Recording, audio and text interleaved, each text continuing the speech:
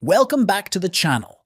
In today's video, I'll show you how to format curly braces on the same line in C++ using Visual Studio Code. If you're looking for cleaner and more consistent code formatting, this quick guide is for you. Let's get started.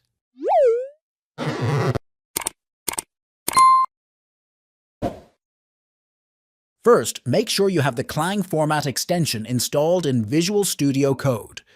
To install it, go to the extensions and search for clang-format.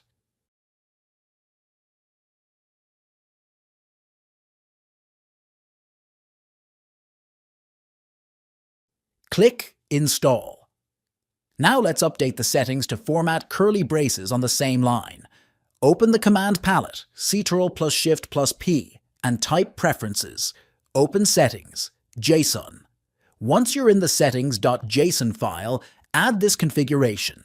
This tells vscode to use clang-format as the default formatter and apply the attach style for curly braces, which places them on the same line. And that's it. You now know how to format curly braces on the same line in C++ using Visual Studio Code. If this video helped you, make sure to hit the like button, subscribe to my channel, and leave a comment if you have any questions or tips. Thanks for watching, and I'll see you in the next one.